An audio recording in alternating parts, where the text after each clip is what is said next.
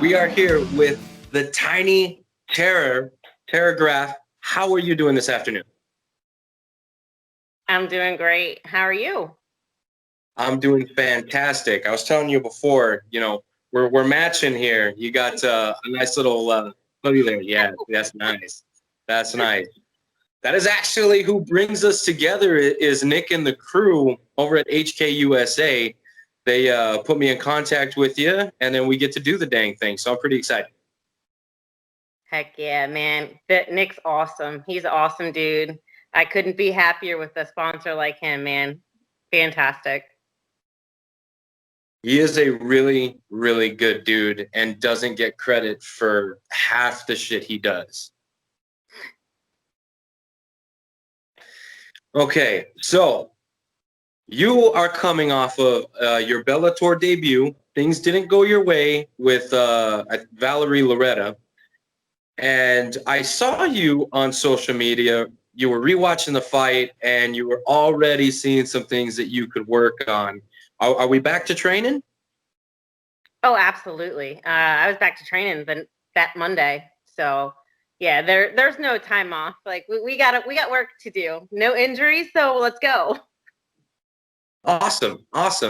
Okay, so I want to talk about not the fight really, because we all saw what happened there. And I want to talk about how that all came about. You know what I mean? Because fighting for Bellator, them giving you an opponent like Valerie Loretta, these are all big things. How did this all transpire? To be honest with you, I don't even know. I fought for King of the Cage twice, which is also a very big organization. And I got a message from one of the head promoters, and actually while I was at work, and asking if I wanted to fight. And they gave me the opponent, and it was Valerie, because we were supposed to fight almost a year ago now. And I was like, hell yeah, let's do it. Yes, absolutely. They ended up signing me to a 3-fight contract. So, I have 2 more. Yeah. So I'm super, super excited about the contract. Just wish I would have gotten this win. If I could explain that last fight in one word, it was frustrating. But I like you said, I was watching my tape many times, and looking at the things that I need to work on, little mistakes that I was making, working on not getting aggravated, things like that. So I'm super excited about the next 2 bouts, and let's hope we get a win with a crazy win, and I'll call Valerie back out. So I know it's not going to happen on this contract, but we'll make it happen, I'm sure. Okay. Now, one thing that I learned watching your fights is you like to come forward. You like to throw fisticuffs. You like to bang. You like to, just get in there and mix things up. We're there to fight, right?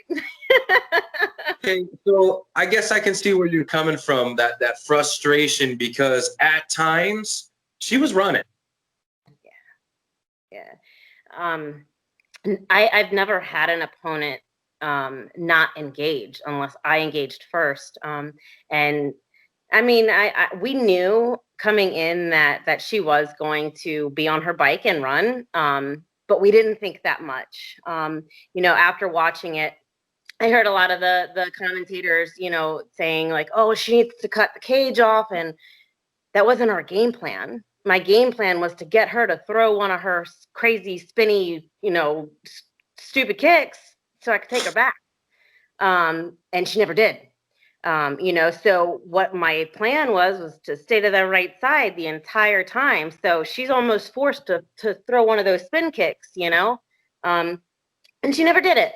It sucks. It was aggravating. I was also expecting her to, run a little bit, plant, throw. Never did. She didn't engage until I engaged, and it was very frustrating. And it showed. It showed that I got aggravated. all my punches, my chin was coming up, because I was just chasing her, it's just, but like I said, water under the bridge, move on, learn from it, grow from it. Okay, and now that you're well, you've been training, obviously, but now that you're getting back into the groove of things, what are some things that you're doing to kind of shore some of these things up? Lots of footwork. Lots of footwork. Stand up, take down, just trying to get everything nice and crisp. I want, it kind of sucks. The world didn't get to see any of my ground game, but it's MMA, it's everything. Everything goes. So I need to get a little more crisp on my feet and not just be like a a brawler, foot and definitely footwork. So little bit of everything, trying to crisp everything up. Okay, and who are some of the trainers and coaches that you're working with to help you develop these new skills and new tools? I work just mainly with my gym. I do cross train and I go, to Virginia and New Jersey often, but mainly at my gym at Royal. Mike and Mike. It's the Mike and Mike show. One of the Mikes happens to be my boyfriend, so we get a lot of training at home too. So yeah, it's been really good. Another one of my coaches, Jesse, he wasn't able to make it out to the Bellator. He's been helping me a lot on my feet. And I do have another coach that's coming in, showing me a little bit of more of a Muay Thai base. So it's great. It's great. I'm seeing a little more. Okay, and I know you're not gonna have like an answer for this question, but I'm gonna go ahead and ask anyway. Is there a timeline for your return? Now that we know that you got 3 fights with Bellator, that's pretty awesome. Yeah. Is there a timeline for your return? Soon. I was hoping it was going to be like next month, but of course it's not. But yeah, it'll be. I'm going to say before the year's over. Okay, and I know you don't have the answer for this one either, but is there okay, I'll ask it this way. Is there an opponent you would like to see across the cage from yourself? Honestly, anyone they want to put in front of me, I'll work it. I'll take. I don't like to watch my opponents. Like I've said in other interviews, I want my game to get better. That's my coach's job. So honestly, I don't care who you put in front of me. A striker, a grappler, any names. I don't care. I'm ready to do it. my time is it's not I'm not getting any younger. So let's do it.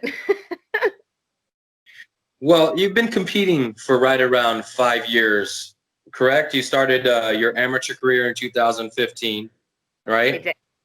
I did. Yeah. Okay, and you had a few fights as an amateur, and then you went pro, and then in your third fight, you're already like in one of the biggest shows in the world.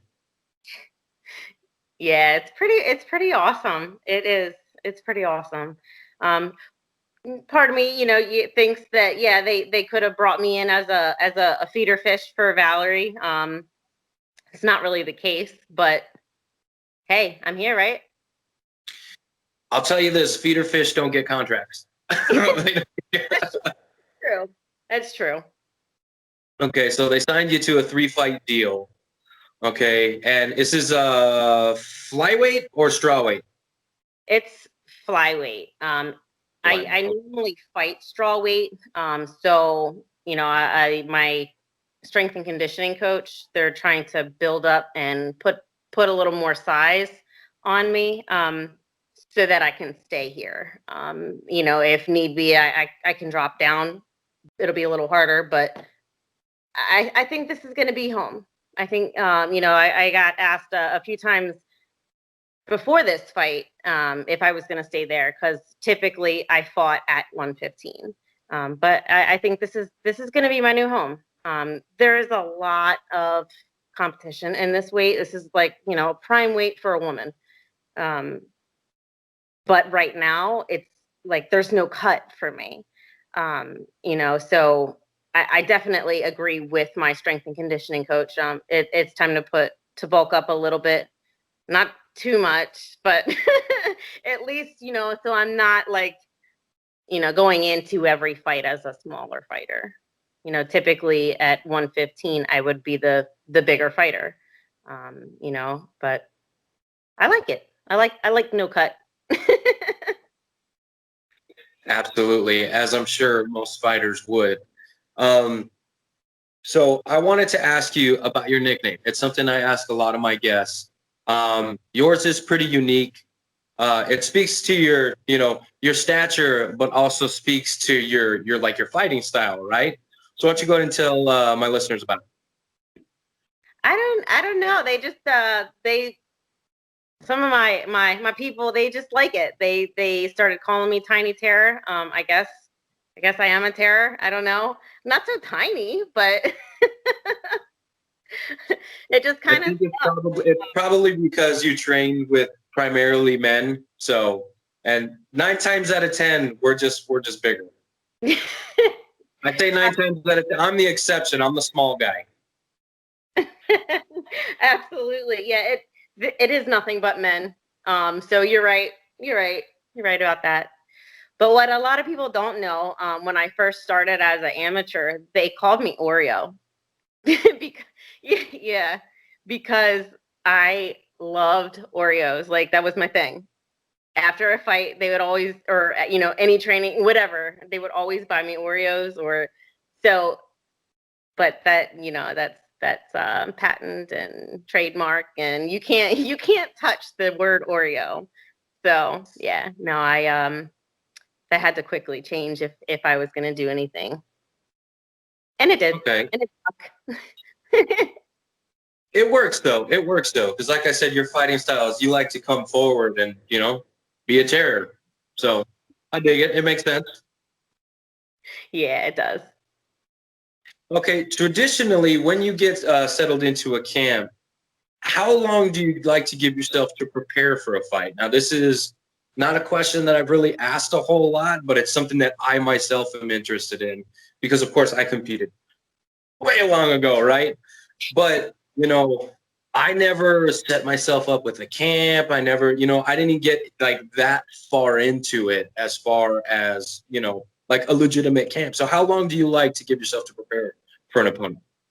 I typically like 6 to 8 weeks. That gives you enough time to get everything in, and your cross training. You're able to kind of, as I like to call it, do the roller coaster where you're like, gung ho hard, and then you kind of lay back, and then work on techniques and different things. So 6 to 8 weeks is typically what I like. Does it always happen? Absolutely not. And things change, and opponents change, and people drop off, and fights get canceled. So yeah, it doesn't ever work that way. It's not ever a perfect world. How long did you have for your last opponent? How long of a notice did you have? I mean, um Set in stone, like date set in stone, 3 weeks. oh Yeah, wow. So you had 3 weeks to prepare for that. Okay. Okay.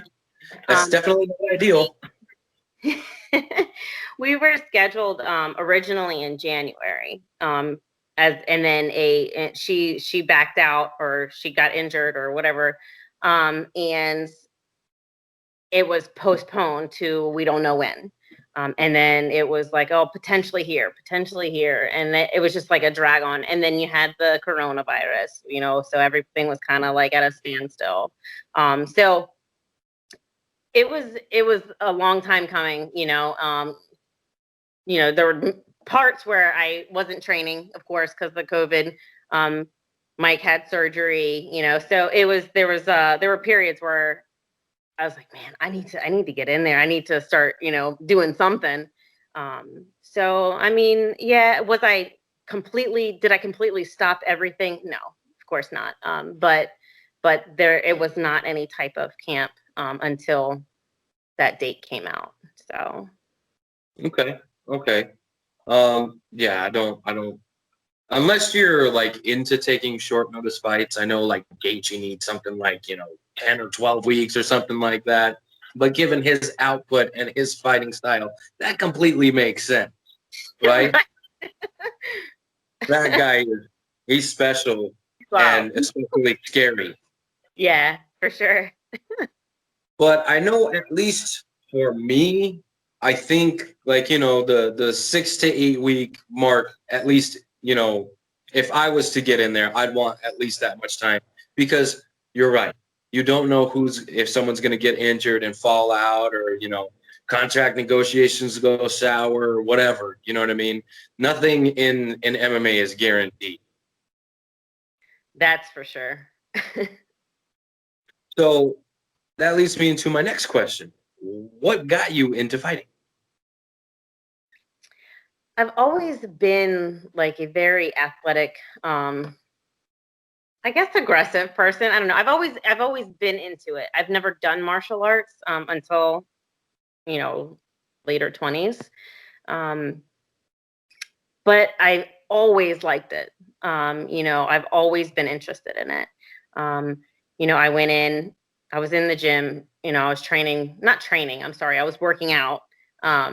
Right after I had my second son, and I didn't really know him that well, but one of the guys there was like, "Oh man, you're very fit, you're very active. I see you in here all the time.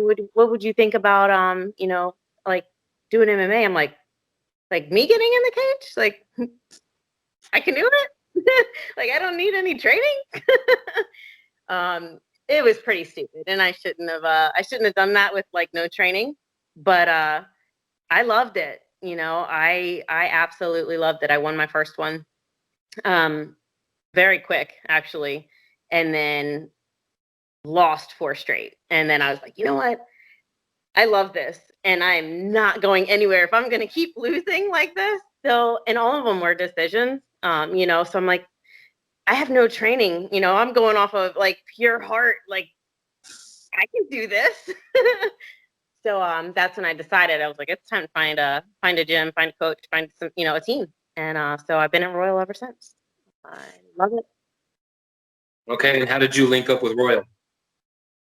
Um, I can't remember, to be honest with you. Somebody knew Mike, the owner. I cannot remember who. But anyways, they're like, you should give it a try. I'm like, all right, what will hurt it? Well, there I am. Well, like I said, it really something's working. Something's working. Like I said, you're fighting for one of the best organizations in the world, and again, they signed you to a deal, so you're not just a one-off. Okay, and I mean you've gotten a lot farther than a lot of people with better credentials. You know what I mean? So the promotion must see something, about either your fighting style, your personality, something. They got to see something there that's worth them going after. You know what I mean? Absolutely. Absolutely. Yeah. And I'm not, I don't really care about records. You know what I mean? Uh, That isn't for me.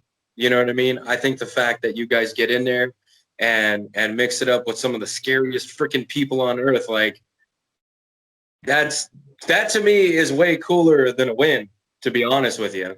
You know what I mean? Yeah. I'd very much rather a hold on, let me get these notifications out of here. Go on. Okay, I'm busy. But like I said, I'd much rather see somebody, put their life on the line and just I know it takes big balls to get in there. You know what I mean? I know you don't have any, but you know what I mean? Like the courage it takes to get in there and Yeah. compete against another person that is trained specifically for you to kill you. I love that shit. Exactly. I love it too, and everybody's like, "Oh, fighting, fighting." Well, no, we're competing like any sport. We just have our hands on each other a little more. It's And it's awesome. like you're sitting there pulling hair. You're not pulling hair and eye poking and slapping. No, you guys are throwing heat. Right. Exactly. I love it. Even, leading up to the fights, the weight cut, especially when I was dropping down to 15, yeah, that Mhm. part sucks. But the training, like I love it.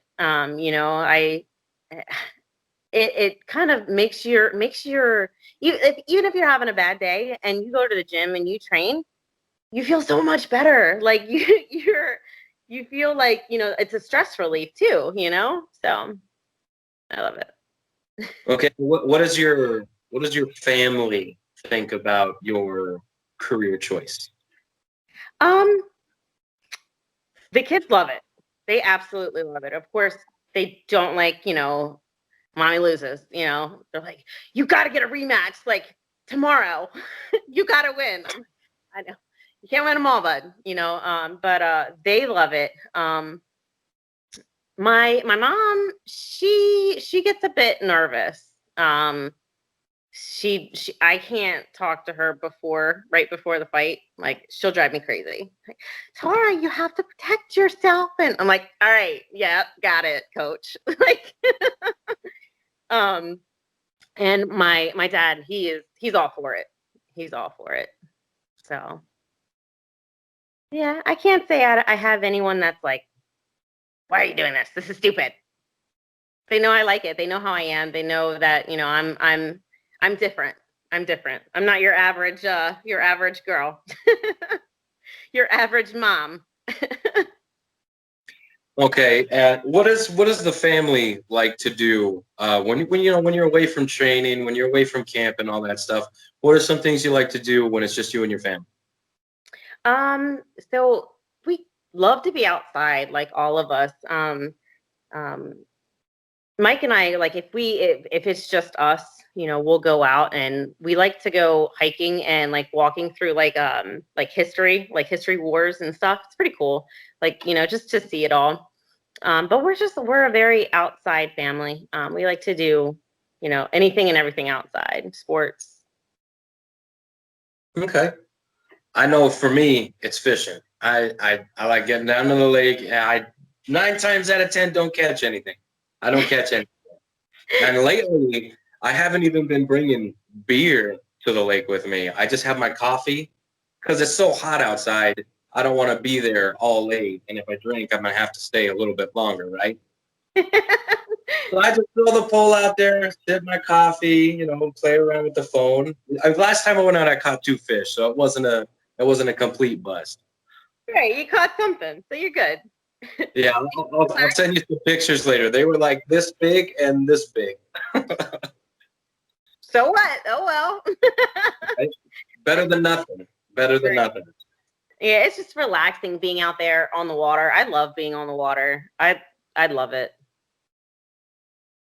Nice, nice. Okay, so we're thinking we're gonna fight at the end of the year. We don't really care who it is. We know who we're fighting for. Yep, at least two more. But my goal is to win these with the craziest. Everybody's like, "Damn, that's why that girl was running." Um, yeah, and then Bellator comes back and they're like, "We're gonna do it. We're gonna do it big. We're gonna go more than three." Yeah. So There you I go. love There you go. into the organization. They are phenomenal. I couldn't have asked for myself and my coaches to be treated any better. So big shout out to them. They're great. It's a great organization. You hear a lot of people like bitching about, this organization did this and, screw these guys. No, they're awesome. They're awesome. I couldn't be happier. I'd say my biggest gripe with Bellator is they don't promote their shows well.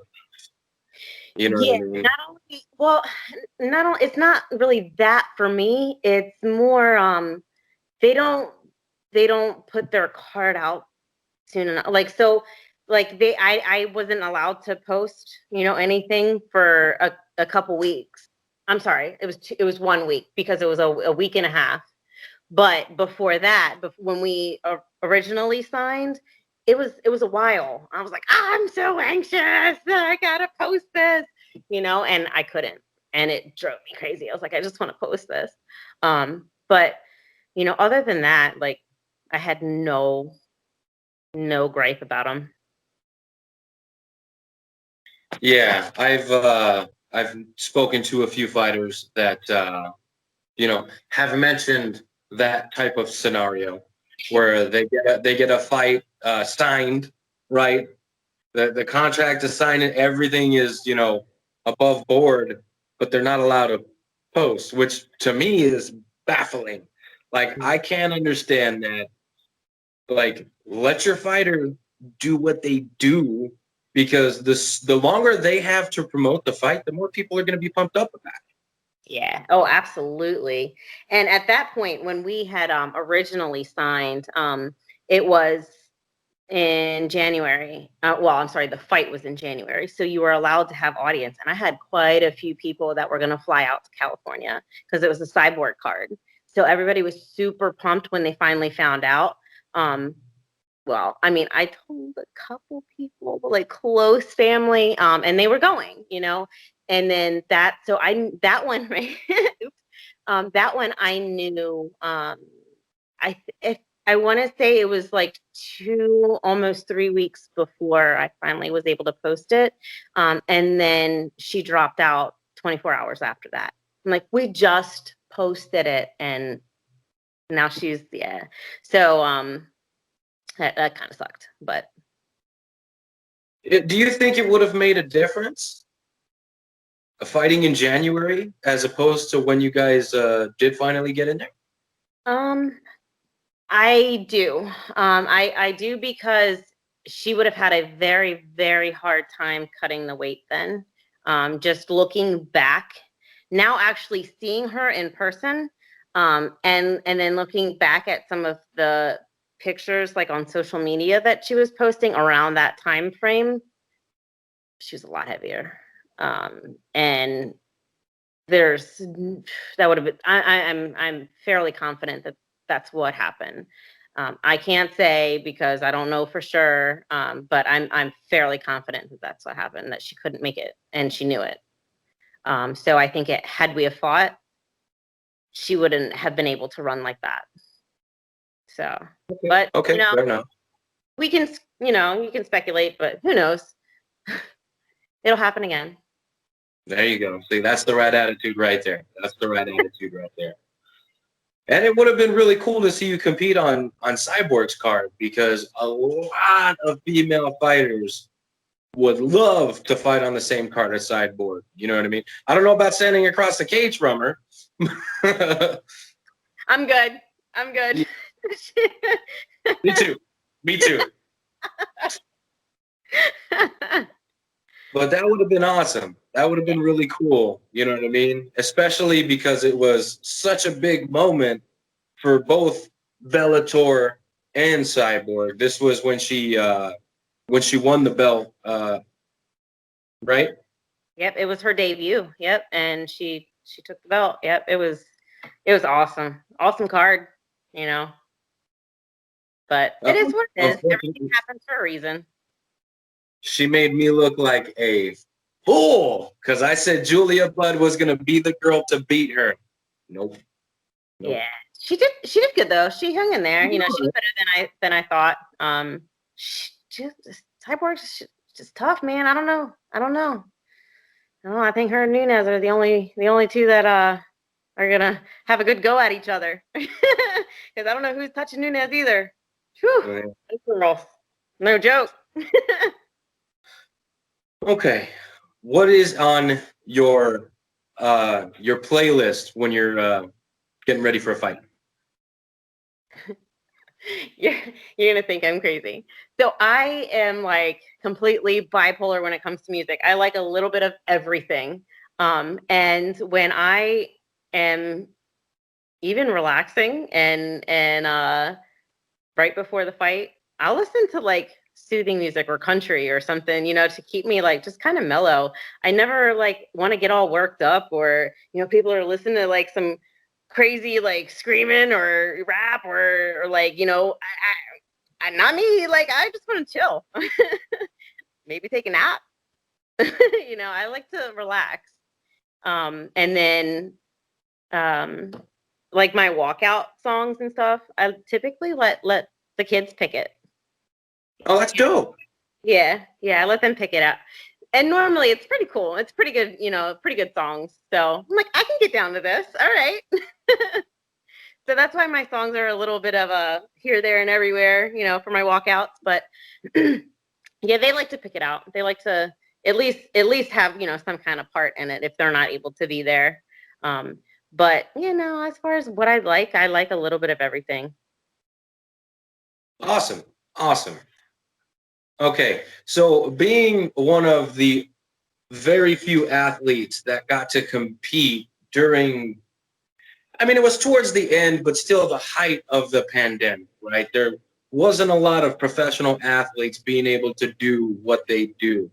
So can you explain, going through that and what the experience was like, and was it kind of like a to basketball or football or anything like that, or go ahead and just talk about it. It was very different, first off. Very different from any other time that I've ever fought. Being like quarantined and not being able to go anywhere, it was very weird. We had to have food delivered to our room because we couldn't get out. When we went out of the room, we were like, you had to like pretty much beeline to where you were going, and you had to come right back. You couldn't sit, like you couldn't. Yeah, it was the tests. So you're seeing the doctor multiple times through the week. Also, thank God I didn't have to cut down to 15 because, we had no sauna, like big sauna or bathtub. So no hot tub. So Bellator actually was awesome, and they were like, look, if any of you guys need a portable sauna, we'll get you a portable sauna, and they did. And it was awesome. But not being able to like go out and get your because I typically, to drop to 15, I do my water loading. You're there a week early, so I would have had to do my water load and deprivation, and wasn't able to do that, because you can't really go out and get anything, I mean, I guess you can have it flown in with you or whatever, but it's just very odd, very weird. Then being in the venue, well, let me backtrack a little bit. Something that men don't think about is our hair. That was a question. So when it's like, now sometimes I'm like, now I know why Rose Namajunas shaved their head. Like, now I get it. Now I understand. But we weren't like, there's no one allowed to braid our hair. We weren't allowed to go anywhere. If you wanted your hair braided, you had to get it braided before you got on the plane, which was a week before, and try to sleep on braids. It's not either. One, it's not going to look good, and two, it's not going to feel good.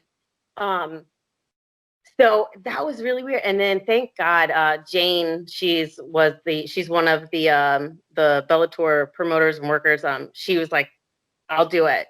She got it cleared by Scott, and so it was awesome. I was like, thank God, because I didn't know what I was gonna do. You don't think about these little things until you get in the moment. You're like, I can't have this in my face while I'm fighting. Like, it's not gonna be good. But yeah, then being in the venue was very different. Having no audience, like not so much fighting, but to and from the cage, not having your family be able to be there, just very different. It was awesome, and I'm super excited. I've been the lucky athlete, and have able to pursue my dreams still through all this craziness. But it's just odd, just very weird, very weird. But I'm thankful. I also think that it's very weird that MMA, being the type of sport that it is, right? It came back before everything else. You know what I mean? Like, how does basketball or football, which is, they're both, football is more contact than basketball. But, like, how does MMA come back before it? I just don't understand it. Right. We are like completely hands on, like in each other's face. blood, spit, whatever. Sounds gross, but it's true. Like, yeah, it's nuts. It's nuts. And I didn't think we were going to when Dana White was like, oh, we're gonna do it. I'm like, how? Like, I don't see how you're gonna do this. And then everybody started rolling, and I'm like, oh yes, all right. It's awesome. We were tested. So I was tested before I flew out. You're tested as soon as you get there, and then you're tested again before you step in the cage. So like you're tested many times. You have a temperature check and so that was like the swab test, but you have your vitals or whatever checked every day. So yeah, so it was very just weird, but yeah, I'm glad I've been able to do it though. Okay, so this is gonna be a weird question, but it's kind of your fault. You brought it up, right? You said spit. Has that ever happened to you in a fight?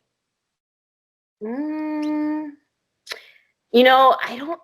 I mean, I'm sure it has. Like, not that I'm like, oh, like specifically remember. Oh, that she spit on me. No, I can't remember. But like, I mean, I'm sure you're in the moment, and you're fighting, and you spit. Not spit, but it comes out.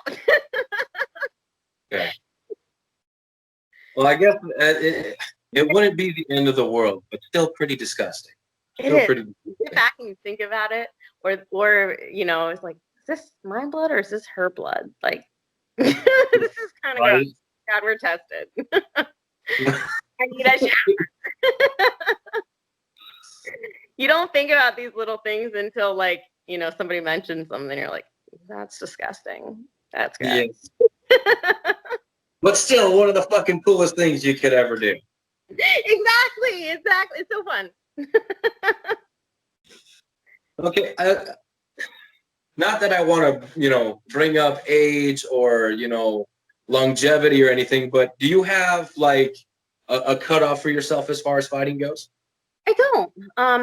Honestly, and people ask me that all the time, because I'm older, I am. When you look at most people in the sport, but I don't really at all. I like, I started late anyway, so I don't have that wear and tear on my body that most athletes my age, that are retiring at my age have. So that's one advantage for me.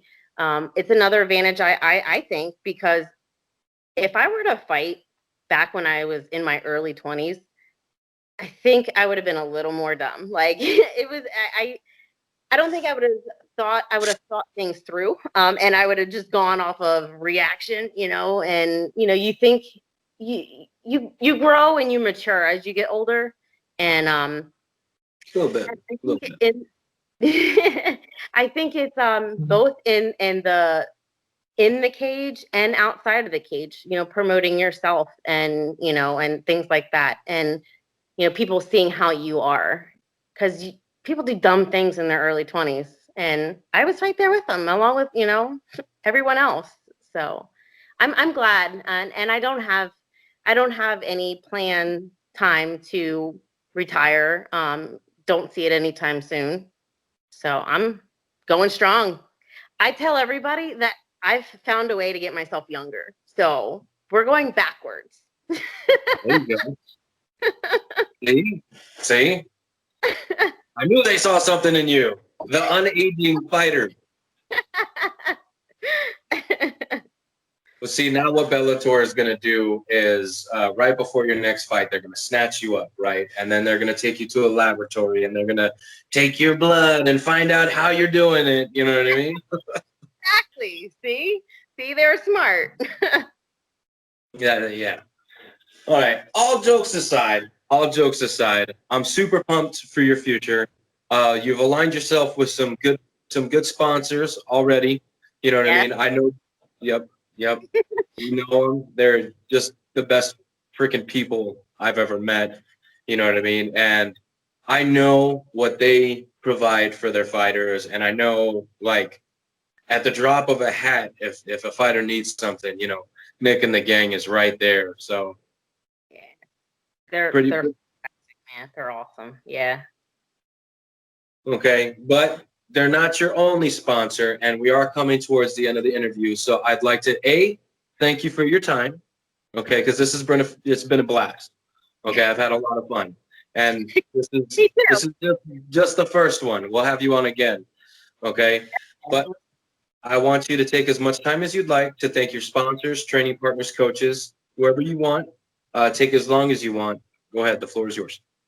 I appreciate it. Yeah, no, I definitely want to give a shout out to all my sponsors. HKA, man, Nick, you're awesome. Love it. Aaron over at John Fit Meals, he helps get us through camp. You know, he feeds me. He makes me not hangry. Let's see who else. I have Hammer Fist Athletics. They're great. They did my walkout shirts. Have a lot of apparel sent over. Who else? I have Vita House and Flex Nutrition. Both of those send me some good supplements. Who else? I also have my gym, my strength and conditioning gym, 301 Strong. Without them, you know, I don't know where I'd be. My coaches, Mike, Jesse, love you guys. You guys you make me, you make me who I am. Everyone over at Royal, everyone that I train with, cross train with, thank you guys tremendously. I wouldn't be me without you guys. Okay. Anybody else? Trying to think now. I don't have my list of sponsors and I feel bad. I'm sure I'm forgetting somebody, but I love you guys. All right, Tiny Terror. Well, again, I appreciate the time and thank you for the extra time that I needed with stuff going on here at the house. I appreciate that. And I'm sure my kiddo does too, because she got a little bit of extra time with dad. Oh, there you go. See, I'm a family girl, so I know. I understand. Yep. And I appreciate the hell out of you. Thank you so much, man. It was fun. Yep. Just let me know as soon as you get booked, even if we can't talk about it. Okay, because you could tell me. You could tell me. But we won't tell anybody else. But as soon as you get booked, we'll have you on again and we can preview this, unknown, unnamed eventual opponent. Perfect. Sounds good to me. All right. Well, I look forward to having you on again. Okay. All right. Sounds good. All right. Well, thank you. Have a good one. We'll talk soon. Okay. Thank you. You too. All right. Bye-bye. Bye.